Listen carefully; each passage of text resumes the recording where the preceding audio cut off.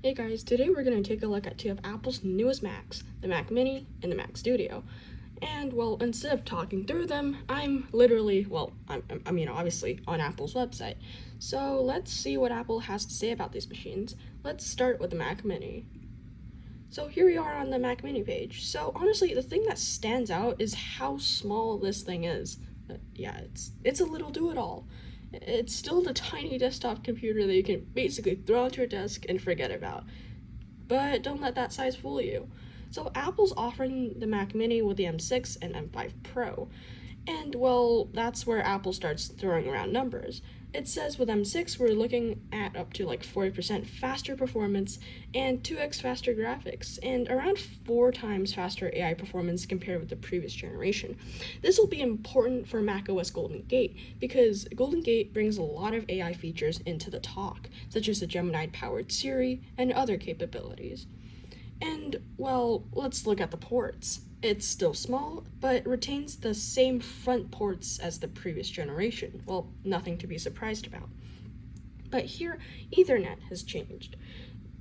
Back then, we used to get standard Ethernet. I think it's like 1 gigabyte capability, but now we have 2.5 gigabytes of capability, so let's just call it an upgrade. And, well, yeah, it's a pretty simple Mac. Apple says fast and curious. I guess that's true. So now we're gonna go over to the Mac Studio. This thing is way too powerful.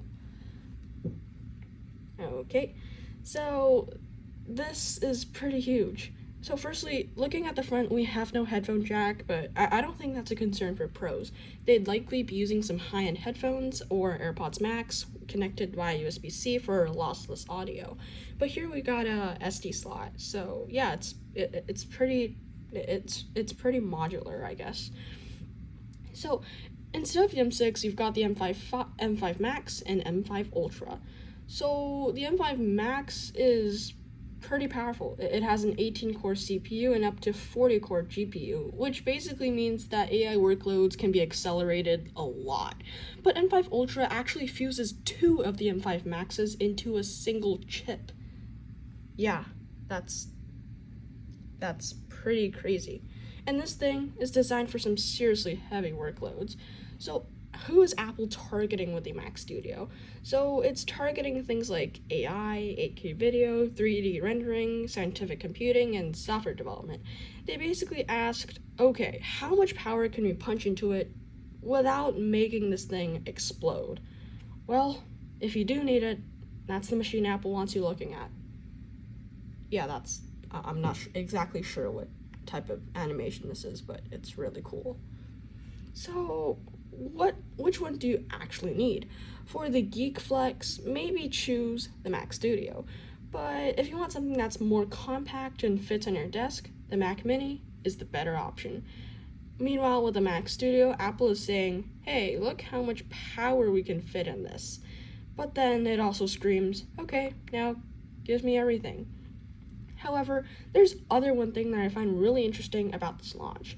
These Macs could potentially be among the last major products launched during the Tim Cook era. So Mr. Cook has been Apple's CEO since 2011, which is a pretty long time. Well, we know that Mr. Ternus will take over on September the 1st. So yeah, maybe it's not definitive, but these could be the last Macs that Tim Cook himself will launch. And well, that's cute. That's a huge powerhouse. I want both. I don't know.